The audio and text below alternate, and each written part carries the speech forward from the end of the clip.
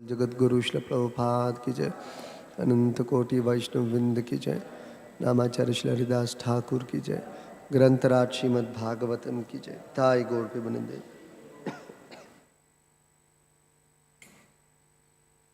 ओम नमो भगवते वासुदेवाय। ओम नमो भगवते वासुदेवाय। ओम नमो भगवते वासुदेवाय। नारायणं नमस्कृत्य नरं चैव नरोत्तमं देवीं सरस्वतीं व्यासं ततो जयम् उदीरयेत्। नष्टप्रायेषु अभद्रेषु नित्यं भागवत सेवया भगवत्युत्तमश्लोके भक्तिर्भवति नैष्टिकी।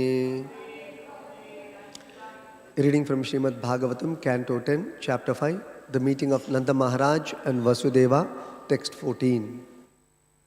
Gopaha parasparam hrishta, Gopa parasparam hrishta, Dadi Kshira Grita Ambubihi, Dadikshira Gritam Bubihi, Asinchantaha Vilimpantaha, Asinchanto Vilimpanto,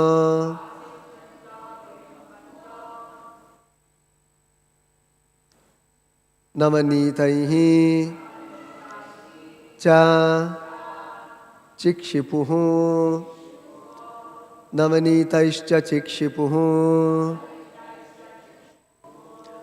Gopa parasparam hrishta, Dadikshira gritam bubihi, Asinchanto vilimpanto, Namanitaischa chikshupihi. Gopa parasparam hrishta, Dadikshira gritam bubihi, Asinchanto vilimpanto, Navanitaischa chikshipuhu.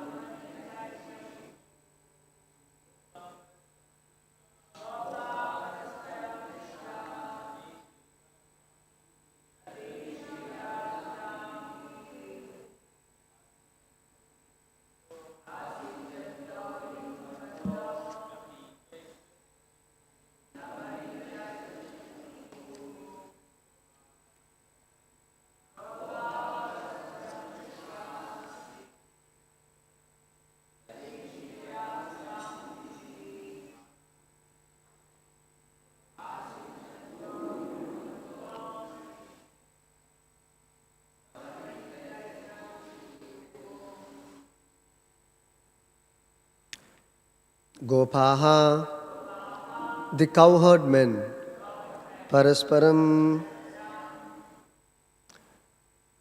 on one another,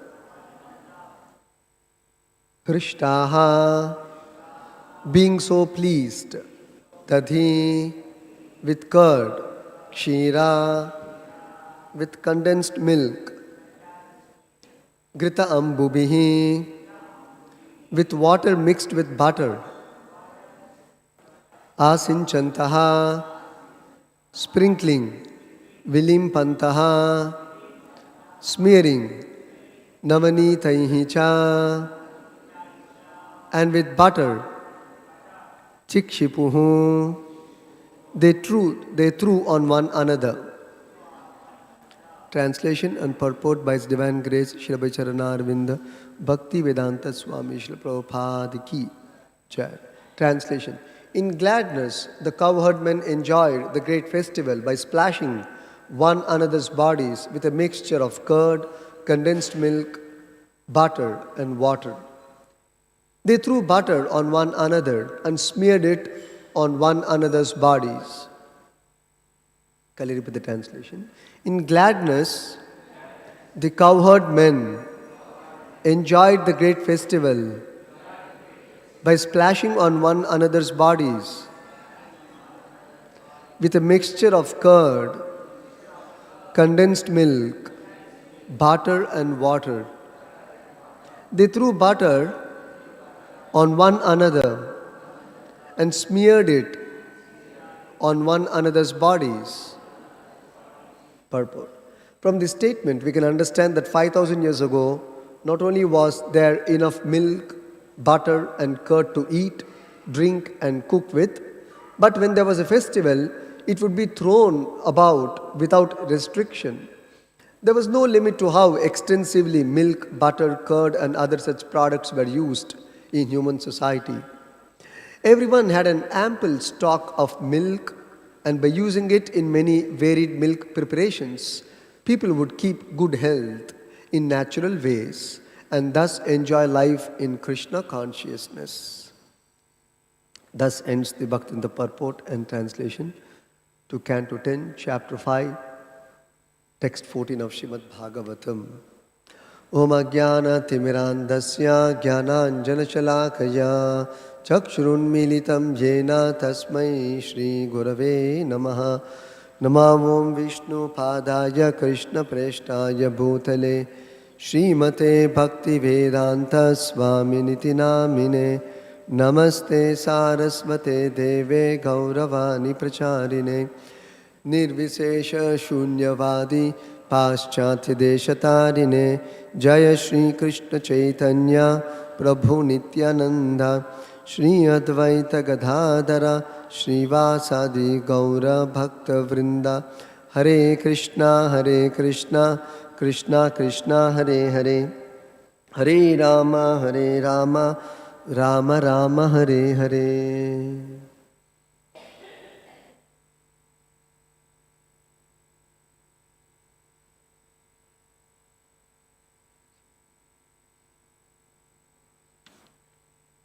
This is a very interesting verse speaking about the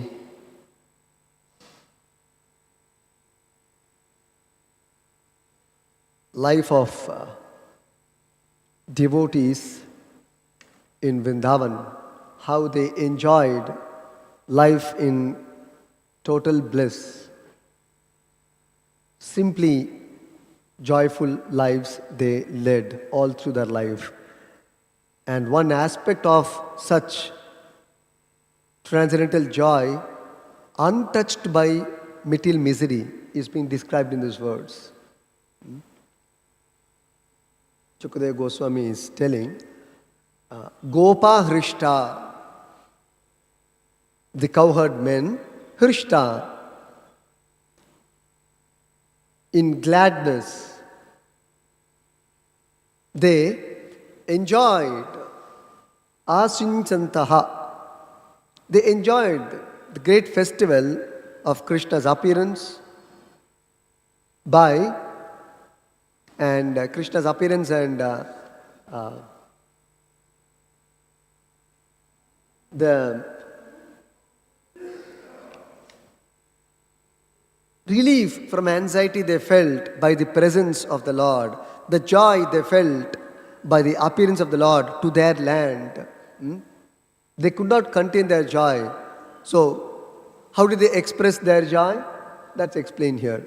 Gopa Hrishta, in gladness, they enjoyed this great festival of the Lord's appearance by Dadi Kshira Grita Ambu Asinchantaha Parasparam. In this way they enjoyed the great festival of the Lord's appearance. What is that? How did they enjoy? Asinchantaha means to splash parasparam upon one another's body. What did they splash on each other? Dadi Kshira Grita Ambubihi. Curds, condensed milk, butter and water, a mixture of all these things. So mixture of curd, condensed milk, ghee and water, they sprinkled or splashed on each other and had fun, great fun. Earlier, this is how they would have fun. When there was a great occasion to enjoy. Then, Vilimpanta chik shipuhu navanitaischa. Further, navanitaihi vilimpantaha.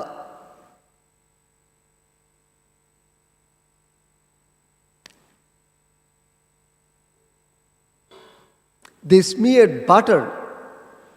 Vilimpanta means to smear, navanita means butter. So they smeared butter, chik shipuhu, upon each other. They smeared butter upon each other and they also threw butter on one another's bodies. This is how they enjoyed and welcomed the appearance of the Lord.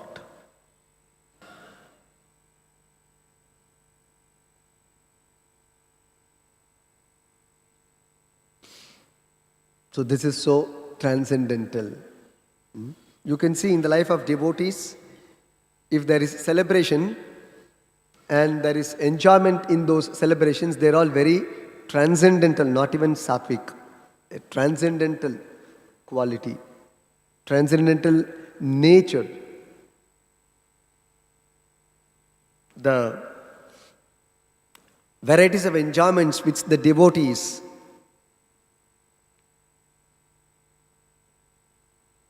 experience are all on a transcendental plane. The devotees are on a transcendental plane, therefore all their activities and their enjoyment, they are all transcendental, not mundane. It's a very important point to note. Similarly, all the fun, joy, enjoyment which the devotees experience or arrange for are all completely transcendental. What is the nature of this transcendental joy or transcendental enjoyment? What is its fundamental characteristic? Anybody knows? What is the fundamental characteristic or the fundamental spirit of transcendental enjoyment? It is to give pleasure to Krishna. If Krishna sees that the living entities or his devotees are very happy, Krishna becomes very happy. Just like if you see in our normal experience in the mundane world, the parents are happy to see that the children are happy. Therefore, the devotees, their enjoyment is not similar to the enjoyment of a materialistic person whose sole purpose is to enjoy only himself and not to give enjoyment to others. But in the case of a devotee, his sole purpose is to give enjoyment and pleasure and happiness and good service to Krishna. And see that his Lord is satisfied, his Lord is happy. That is the devotee's happiness.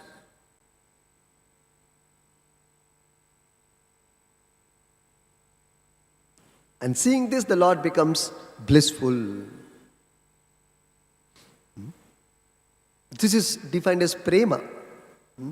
Prema means the devotees want to see that the Lord is actually happy. They're not interested in their own happiness, their own comforts. They're more interested in the Lord's happiness and the Lord's comforts. So that is the platform of prema. And every thought, word, deed is enacted from this platform of prema. And we have to understand all the activities of the devotees, dealings of the devotees from this platform and understanding, so that we'll not be misled to think, oh, they're also playing, they're also enjoying, they're also having fun. Yes, but the subject matter is Krishna. This is the difference. The subject matter is Krishna. The subject is Krishna, the object is Krishna. If Krishna is not the subject and the object of their activity and dealings, they are not interested in any fun, any enjoyment. They are not interested. Just like the same gopis, when Krishna left Vrindavan to Mathura for a wrestling fight arranged by Kamsa in Mathura, and when Akrura came to take Krishna and Balaram, from that very moment, all the joy of the gopis and gopas ended. Day and night, they were feeling the pain of separation from their beloved Lord Krishna. Everything is there. Butter is there, curd is there, condensed milk is there, ghee is there, everything is there. Cows, gold, land, whatever required to be materially happy, grains, minerals, vegetables, milk and milk products, cows, everything is there, but they are not happy. But the Lord of their life has left their land and actually has, according to them, has left their hearts. So therefore they could not experience happiness or bliss without Krishna. So this is the symptom of transcendental happiness. That with the Lord, the devotee is in a transcendental state of happiness. Without the Lord, the devotee is in a state of transcendental distress. Transcendental distress is actually transcendental bliss. There is transcendental bliss, transcendental happiness, and there is transcendental distress. But the transcendental distress is transcendental happiness for the devotee. Because in the separation of the Lord, the devotee is more intensely absorbed in the thought of the Lord, thereby experiences another variety in transcendental happiness. Conversely, in material life, there is material happiness, there is material distress. Material distress, everybody understands material distress. Even the so-called material happiness also is material distress only. See, exactly opposite. Transcendental distress is also transcendental pleasure. But here the so-called material happiness is also material distress only. See, this contrasting nature one should observe objectively, not even philosophically. Just like one place Prabhupada says, in material world everyone is trying to get some material happiness. Everyone.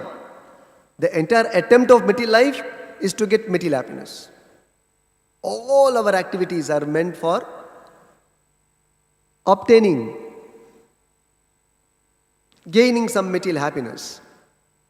But as soon as we get some material happiness, there will also be material distress. In other words, in this material world, there is no possibility of having unadulterated material happiness. It has to be followed by material distress. Therefore, in the Yoga Shastra, Lord Kapila explains how one can become transcendental or free from both material happiness and material distress by practicing the yoga system. That is the subject matter of Lord Kapila's teachings to Mother Devahuti in the 3rd canto of Bhagavatam. Lord Krishna also talks about the practice of yoga for transcending material happiness and distress. Among all the yogas, Lord Krishna puts, of course Lord Kapila is Lord Krishna only. So Lord Kapila explains one form of yoga to transcend this material happiness and distress. And Lord Krishna, summing up all the yogas, he presents the best form of yoga to transcend material happiness and distress, and also to experience transcendental happiness and transcendental distress, which is actually transcendental happiness, experienced through transcendental senses or spiritual senses. And that Lord Krishna explains as Bhakti Yoga. Let's describe the 6th chapter. So Krishna also says that one should try to be tolerant and not be disturbed by the material happiness and distress for the time being. Because very soon, if you learn to tolerate material happiness and material distress, you will transcend both and come to what is called as transcendental platform, where you will be undisturbed by material happiness and distress forever. It's a big botheration. Just like itching of the senses, itching of this hand. It's a big botheration. Being affected by, influenced by material happiness and distress is a big botheration for the spirit soul. Actually.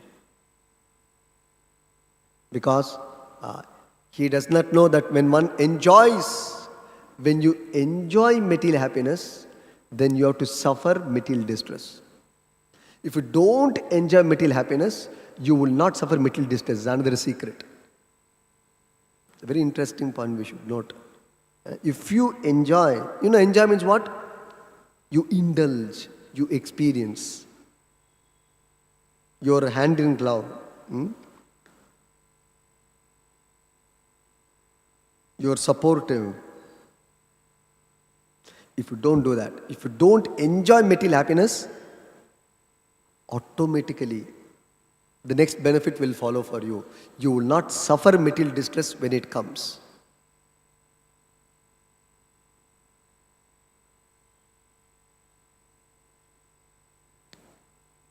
So here the happiness enjoyed by the devotees, the cowherd men, gopas, is simply of a transcendental nature. So simple activities, but there is transcendental bliss. But in material life, even with great endeavors, the quantum of happiness is very meager, very little, but the endeavor is very high, very great. That is the nature of this material world.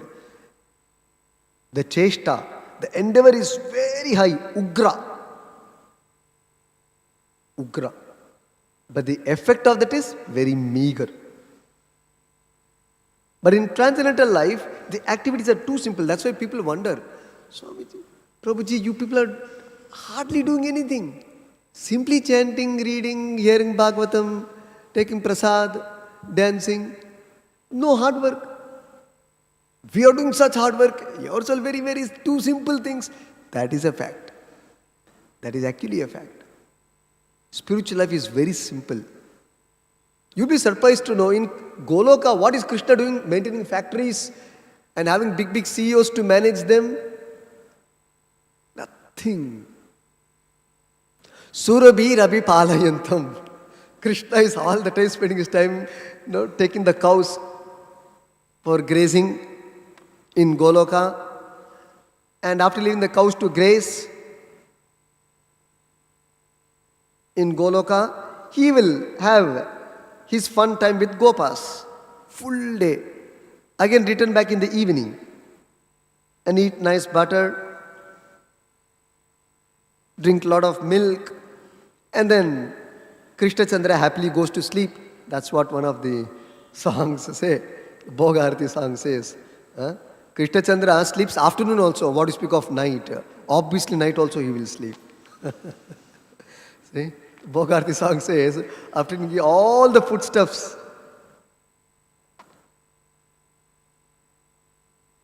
he happily goes to sleep. And Vishalaksha and Dhanishta, they will do chamara for Krishna so that he can peacefully sleep. And again when he gets up, what? Not that post-lunch again you have to go to work. Post-lunch again, part 2 of the fun and such joyful activities begin for the Lord and the Lord's devotees. The Lord's devotees enjoy the same transcendental life as the Lord because they are on par with the Lord. Therefore, they enjoy this. They enjoy same transcendental happiness like Krishna. Krishna is called Govinda. Prabhupada explains one place very nicely. What is transcendental pleasure, real pleasure? Krishna is called Govinda. Govinda means one who enlivens the senses. Simply by his words, by his teachings, and by his instructions. See how all Prabhupada explains, million ways Prabhupada explains every single term. We have to very minutely read Prabhupada's books. Every time Prabhupada explains differently. Govinda means one who enlivens the senses of all the living entities by his words, by his teachings, by his instruction. If somehow or other you are connected with Krishna or Govinda, because Govinda means go. One of the meanings of go has three meanings. One of the meaning is pleasure. One more meaning of go is cow. One more meaning of go is land. So in this context here, we are talking about transcendental joy, fun of the devotees here. Therefore, in this context, go refers to pleasure. Govinda, Vinda means to give. Govinda means one who gives pleasure, gives out, lets out, gives away pleasure. How does he give pleasure? By his words, by his instructions, by his teachings. He gives pleasure to our senses. So whatever Krishna instructs is from the transcendental platform. And those instructions are recorded in a book called Bhagavad Gita. You can purchase that book. And further, a detailed description of the Bhagavad Gita is available in Srimad Bhagavatam. Bhagavad Gita is a concise form. And if you want to elaborated version of Bhagavad Gita, you should take Srimad Bhagavatam. Prabhupada says, hear this. Bhagavad Gita can be read or heard many times because it gives great pleasure. The more one reads Bhagavad Gita, the more he gets the appetite to read and understand and enjoy transcendental pleasure. So the nature of Bhagavad Gita is simply to give out pleasure to the transcendental senses of the living entity. The one may say, I have material senses, I am not experiencing transcendental pleasure. No. If you go on reading Bhagavad Gita, that material coverings will be removed. The material contamination will be reduced. And proportionate to the reduction of material contamination, you will experience transcendental bliss by reading Bhagavad Gita. So you have to continue the reading of Bhagavad Gita on a daily basis, so that the material contamination is removed and then you experience transcendental happiness. And Prabhupada also says, your appetite to read Bhagavad Gita and to understand it will only increase more and more. And each time he gets new enlightenment. But this Gita must be read from the Guru Parampara, direction of the Guru Parampara, to have this effect, otherwise not. So, how is it that it is constantly increasing our appetite to read? When you read Bhagavad Gita, you increase appetite to read more, and then you experience more transcendental happiness. Why does this happen? How does this happen? So the science behind this is explained as, this is the nature of transcendental message. It is its nature. Just like the nature of sugar is, wherever you mix it, it will become sweet. To whichever thing you may mix it, it will become sweet. That is its nature. You take salt and put in any item, it will become salty. That is its nature. Similarly, you take transcendental message, and then you hear it, you read it, you meditate on it, think about it, contemplate about it, You talk about it to others, and when they hear, just like when you eat sugar, you experience sweetness. You give sugar, they will experience sweetness. Similarly, you hear Bhagavad Gita or Bhagavatam, you will experience transcendental happiness. When you speak, when others hear, when you share it to others, they will also experience transcendental happiness. This is the nature of the message of Lord Krishna's words and teachings.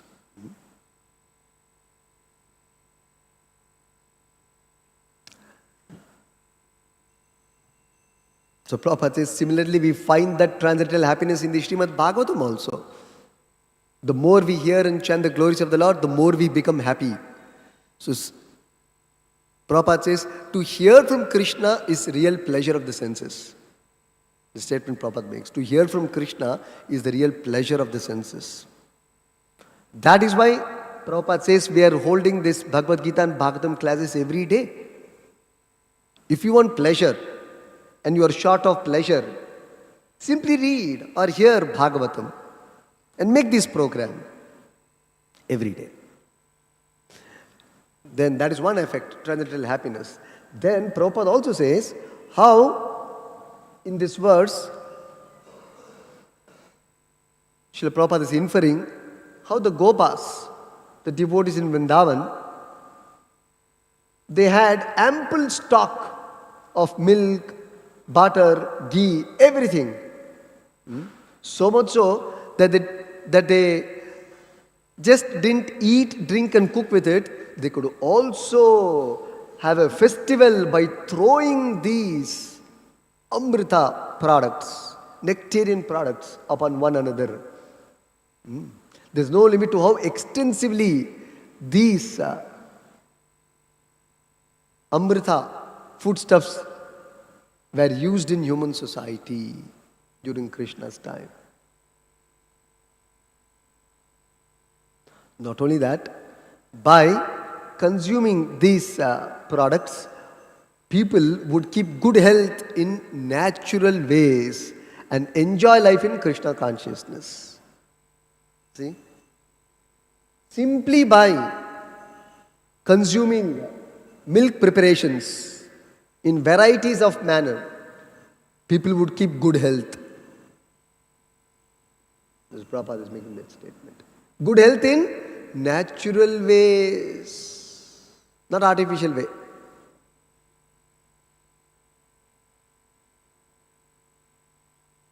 Okay, one place Prabhupada gives 2 simple health tips for good health, excellent health. 2 simple tips. Eat what we need and sleep when we need. Finished. That's all. Our health will be excellent. There's no question of artificial imitation. Don't imitate others in eating and sleeping. Eat what you need and sleep when you feel. Finished. You will have excellent health. Okay, now we will try to see quickly about 6 ways of keeping good health from scriptures. Actually, there are a million ways, but we will take 6 ways from the scriptures how to maintain good health. Otherwise, you have to go to doctor. If you just hear this, take these 6 guidelines, 100% guaranteed, you will not be a patient. 100% guaranteed. First one, Prabhupada says, this is from Bhagavatam. Prabhupada says, the duration of life is shortened in Kali Yuga, not exactly because of insufficient food, but actually because of irregular habits.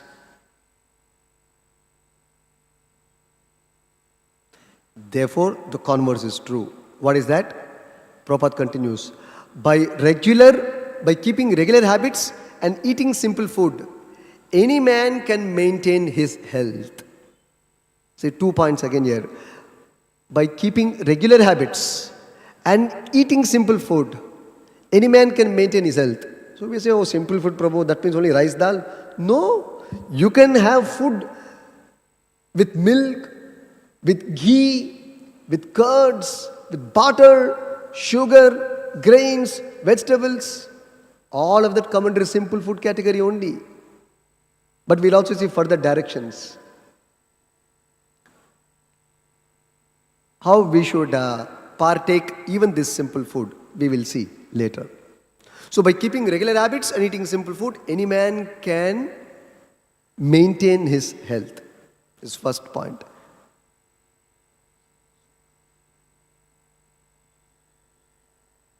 Second point. In the Bhagavad Gita, in the 18th chapter, Krishna describes foods according to the person in the three modes of nature. Sattvaguna, Rajoguna, Tamoguna. In verses 8, 9, 10, Lord Krishna describes about this. We will talk about the first one. Krishna says, foods in Sattvaguna. First of all, Krishna describes what are the foods in Sattvaguna and what is the effect of the Sattvaguna foods. First he describes the effect of the food in Sattvaguna. Then he describes what does Sattvaguna food constitute. So he says, Ayu, Sattva, Bala, Arogya, Sukha, Priti, Vivardhanaha. 7 effects of consuming sattvic food. Then, such foods are of 5 types. Rasya, Snigdha, Stira, Hridya, Ahara, Sattvika, Priyaha. 4 types. Rasya, Snigdha, Stira, Hridya, 4 types.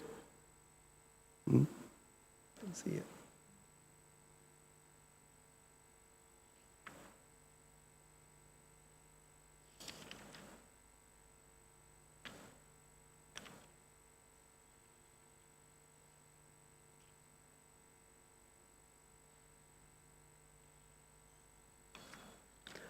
Sorry, it's in the 17th chapter. Sorry, not 18th chapter. 17th chapter, text 8, 9 and 10. So, Krishna says,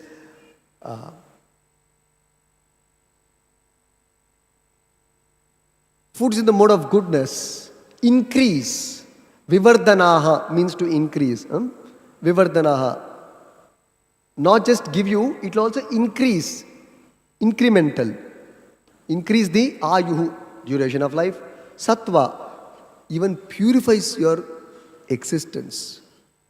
Purifies your consciousness. Sattva. Bala gives you physical strength. There's a misconception, people eat vegetarian food, they'll not be strong. That's not true. Krishna says vegetarian food will give you, sattvic food will give you strength, physical strength. Then, arogya, good health. Number 4. Number 5, sukha. It's very nice. Brings you happiness. Sattvic food. Then priti, gives you satisfaction. So, vivardhanaha. Then these foods are rasya, snigdha, stira, hridya. They are sweet, juicy, fattening and palatable. These are the kinds of sattvic foods. Krishna also describes other kinds of foods. So one of them Krishna has described as, it gives you good health and good strength and happiness and satisfaction. Increases duration of life. So many benefits of eating foods in Sattvaguna. That means milk, milk products, vegetables, fruits, grains, like that. Now in the purport, Srila Prabhupada explains very nicely. What is the purpose of food? Prabhupada defines. See, even doctors cannot define so precisely. The acharyas can define all these things. What is the purpose of food? Food has 3 purposes. Food has 3 purposes. What is that? To increase duration of life, number 1. Number 2, to purify the mind. Number 3, to aid bodily strength. If the food doesn't give, it's not good food. Reject it. Finished. The food should produce these 3 effects. Then that is good food, sattvic food. So in the past, great authorities have selected specific kinds of foods which will fulfill these 3 purposes of food. And accordingly, the food is being suggested. So all these foods are pure by nature. Milk products, sugar, rice, wheat, fruits, vegetables, that's all. These are selected consciously by the acharyas because they're pure by nature. And they're quite distinct from untouchable things like meat and liquor. One may think that Krishna said fatty foods. Fatty foods doesn't mean or refer to animal fat. In fact, Prabhupada says, civilized method of obtaining the needed fat is by milk. You can derive fat from the animal flesh, animal body, or from the milk of the cow. Subhuman way is to slaughter the animal and get the fat, but civilized way is to get the milk from the cow, not by killing and eating its flesh. That is subhuman way. Then protein is amply available in the form of split peas, dal, whole wheat, etc. So everything is available.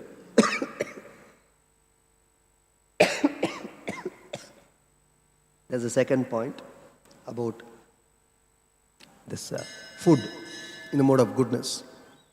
Further, if you offer that food to Krishna, it attains a transcendental nature. See, this is material nature.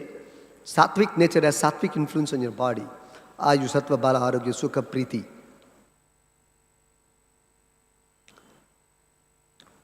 Further, if you offer that food to Krishna, it attains transcendental nature, by which you will become transcendental and immune to all material happenings. That becomes Krishna Prasadam. By offering to Krishna becomes Krishna Prasadam.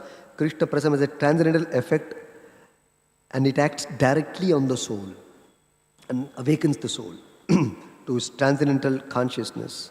Finished. Your material life ends. And you'll always experience transcendental bliss. That's the power of Krishna Prasadam. And obviously when the soul is healthy, you will also be healthy. When you're spiritually strong, your material health also will show great improvement. We will see that also. Then the third health tip Prabhupada explains in another place is, there must be 2 compulsory fasting days in a month, if not more. It's an aspect of austerity. So this system will act very favorably on the general health of the citizens, to fast twice a month. Okay.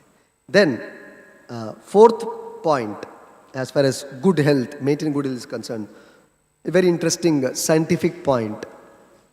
This is from Bhagavatam. Shuddha Muni describes this. Shukadeva Goswami describes this. Fulfillment of the belly with food and drinks is a cause of sustenance. How do you sustain the body? By 2 things, food and drink. You sustain the body. Then, the metabolism of this food and drink which you consumed will replace the waste of the bodily energies. See, very interesting. Fulfillment. You nourish the belly, nourish the body with food and drink. It will sustain your body. But the metabolism of the body, how does it take place? So the metabolism of the food and drink, provided you give proper food and proper drink to this body, then there will be proper metabolism.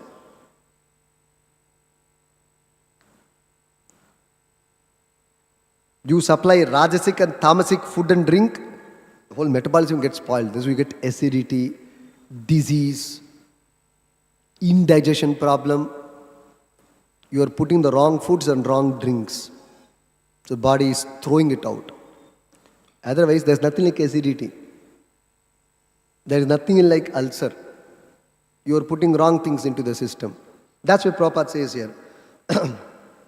Fulfillment of the belly with food and drink is the cause of sustenance, and metabolism of the food and drink replaces the waste of the bodily energies. What is metabolism?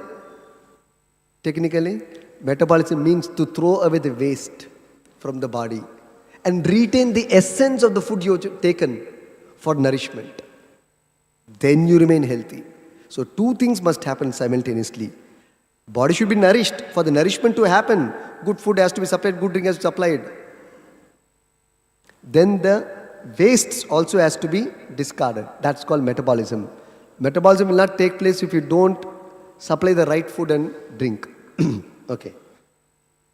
So, therefore, the body's health is dependent on healthy actions of the intestines and arteries in this regard. For metabolism to take place, the intestines and arteries should function properly. So Bhagavatam explains the secret here, reveals the secret here. The rivers and seas, being the controlling deities of these two, keep the intestines and arteries in healthy order.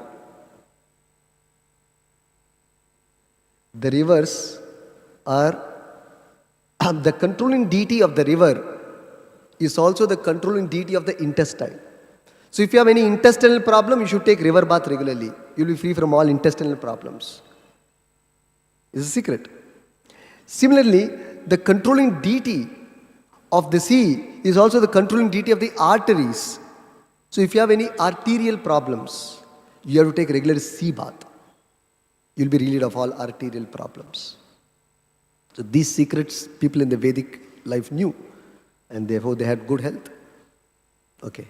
Then, number 4, Prabhupada says, one who hears the transcendental sound vibration of the holy name of the Lord, Hare Krishna, also improves in health. If you actually chant Hare Krishna nicely and properly, what is the test? Even gross test, you have chanted nicely and properly, you must show good health. Prabhupada is saying this. One who hears the transcendental sound vibration of the holy name of the Lord, Hare Krishna, also improves in health. So Prabhupada continues. We have actually seen that many brahmacharis and grahasthas connected with the International Society for Krishna Consciousness, both brahmachari and grahastha also Prabhupada is included, okay? Connected with the ISKCON movement, have improved in health and a luster has come to their faces. It is essential that a brahmachari engaged in spiritual advancement looks very healthy and lustrous. It is essential. If you're not bright-faced, that means you're not maintaining good health. That means you're not chanting or your sadhana is not up to the mark. Your chanting is not up to the mark. Is a symptom. It is essential that a brahmachari engaged in spiritual advancement look very healthy and lustrous. Okay. Then, another point. 5th point. This Prabhupada talks about the modern scenario, where people, they join a yoga society to improve their health, to reduce fat. So people in rich nations eat more and become fat.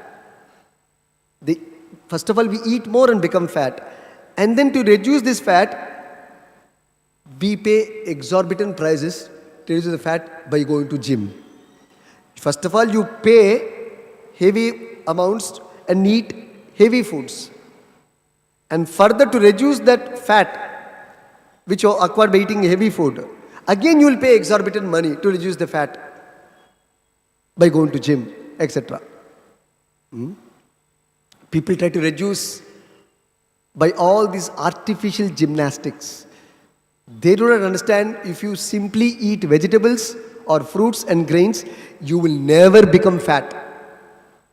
See what Prabhupada, another secret. If you simply eat vegetables, fruits and grains, only 3 things, you will never become fat. They will never get fat. People get fat because they eat voraciously or they eat non-veg, which is not permissible. You become fat. And now the ill effects of eating voraciously, Prabhupada explains. People who eat voraciously suffer from diabetes. Overeating leads to diabetes. Overweight, heart attack. Heart attack is because of overeating actually. Heart stroke is because of overeating. Yes. People do not know this. They cannot explain all these things. Only acharyas can explain all these things. And those who eat insufficiently, Bhoga Tyaga principle, they go to the other side, Tyaga, complete fasting, crazy fasting, without recommendation. Suddenly we'll decide, I'll not take. Who has authorized? Where is the authorization? Where does Shastra say? Shastra says when you should fast. How you are taking up fasting upon yourself. Or Ayurveda says, you can follow that. So, insufficient eating leads to tuberculosis. Overeating leads to diabetes. Undereating leads to tuberculosis. Therefore, moderation is required. So, if we eat more than we need or eat less than we need, we will become diseased. This is explained in Bhagavad Gita. Nati ashtatastu yogosti nachai kantash anashtataha nachati swapnashilasya jagrato naiva charjuna. Krishna has explained. You cannot practice yoga if you eat more or eat less. You cannot be a yogi. We will be a rogi only, not yogi. We will be battling roga all the time, not yoga, practicing yoga. Our time will be consumed for treating roga only. And where is the time for practicing yoga? The simplest thing Krishna said, this is one formula. Neither overeat nor undereat. Then second thing Krishna said, Nachati swapnashilasya jagrato naiva charjuna. If you sleep too much or sleep too little, then also you cannot practice yoga. Therefore, Krishna in the next verse, this is in the 6th chapter, Yukta ahara. You have to be regulated in your eating and sleeping habits. You have to be regulated. Then you can maintain good health, drive away all illness, disease, and even material miseries arising from bodily contact.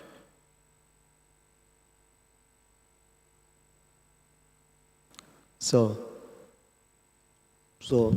here we see that Prabhupada is saying by therefore consuming these milk preparations, varied milk preparations,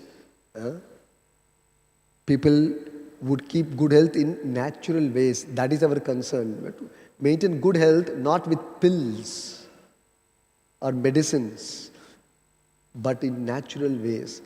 And further, enjoy life in Krishna consciousness in a natural way. Enjoy life in Krishna consciousness is the natural way of enjoyment. So natural health practices, natural enjoyment practices, both are from Krishna consciousness. Stop it. Granthrat Srimad Bhagavatam ki jai, Prabhupada ki jai.